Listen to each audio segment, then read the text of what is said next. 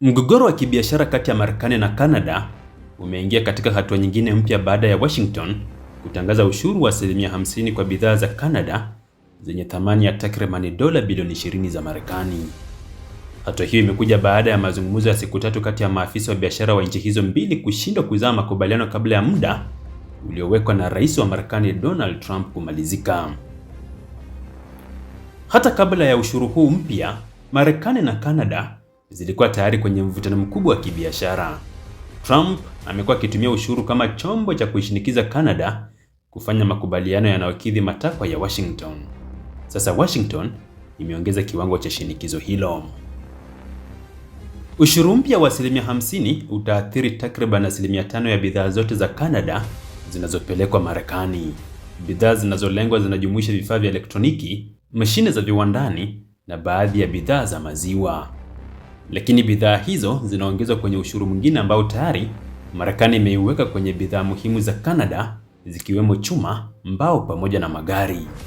Hii ina maana kwamba kampuni za Canada zinazotegemea soko la Marekani zinaweza kukabiliwa na gharama kubwa zaidi za kuingiza bidhaa zao katika soko hilo. Hapa ndipo athari kubwa inaweza kuonekana. Ushuru wa 50% unaweza kufanya baadhi ya bidhaa za Canada kuwa ghali mno kwa watumiaji na wafanyabiashara wa Marekani. Ikiwa kampuni za Canada zitalazimika kuongeza bei ili kufidia gharama hizo, bidhaa zao zinaweza kupoteza ushindani dhidi ya bidhaa zinazozalishwa kutoka Marekani au kutoka nje ya nchi nyingine.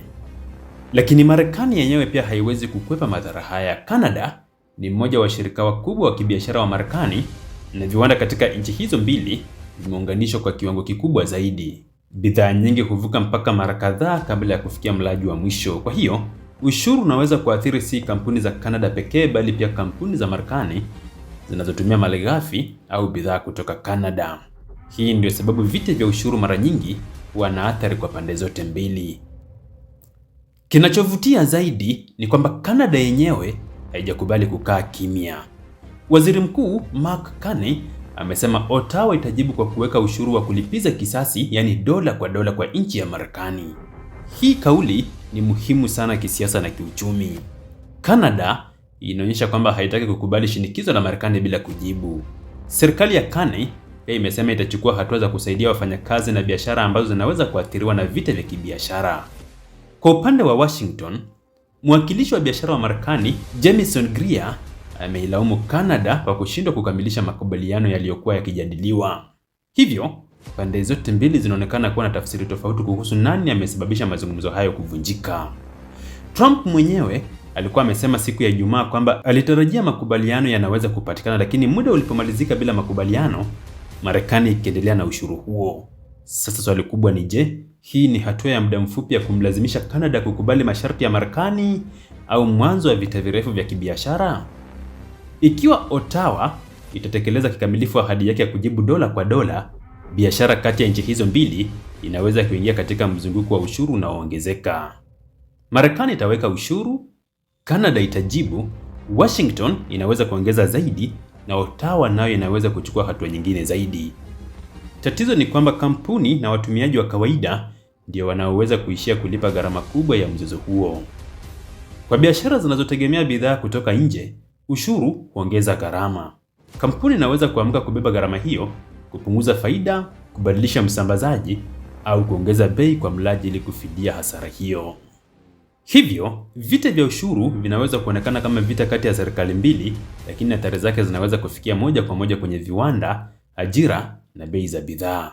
Kwa Canada, hatari ni kubwa kwa sababu Marekani ndio soko lake kuu la kibiashara. Lakini Washington nayo inapaswa kuzingatia kwamba uchumi wa Marekani umeunganishwa zaidi na ule wa Canada.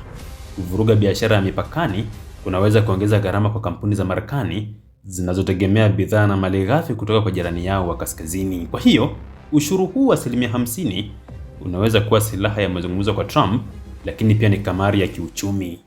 Trump anaweza kutumaini kwamba shinikizo hilo litailazimisha Ottawa kurudi mezani na kukubali makubaliano mapya. Lakini kama Canada itaamua kupambana badala ya kukubali, vita vya ushuru vinaweza kudumu kwa muda mrefu zaidi kuliko ilivyotarajiwa. Hapa kuna jambo jingine muhimu kuzingatia. Mgogoro huu unatokea wakati Marekani tayari inatumia sera ya ushuru kama sehemu kubwa ya mkakati wake wa kibiashara duniani. Hivyo Canada si tukio lililotengwa. Ni sehemu ya picha kubwa ya namna utawala wa Trump unavyotumia nguvu ya soko la Marekani kuishinikiza nchi nyingine. Kwa Canada, ujumbe wa Waziri Mkuu Carney wa dola kwa dola unaonyesha kwamba Ottawa iko tayari kutumia nguvu yake ya kiuchumi kujibu Washington. Kwa Marekani, ushuru wa 50% unaonyesha kwamba Trump yuko tayari kuongeza shinikizo hata kwa mshirika wa karibu wa Marekani. Kwa hiyo, kinachotokea sasa si suala la ushuru pekee. Ni mtihani wa uhusiano wa muda mrefu kati ya Marekani na Canada pamoja na washirika wake.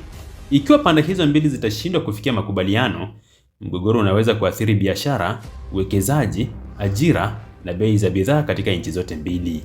Na mwisho wa yote, swali kubwa litakuwa hili: je, Trump ataweza kutumia ushuru wa 50% kuilazimisha Canada kukubali masharti ya Marekani, au Ottawa itathibitisha kwamba hata mshirika wa karibu wa Washington yuko tayari kupigana vita vya kibiashara?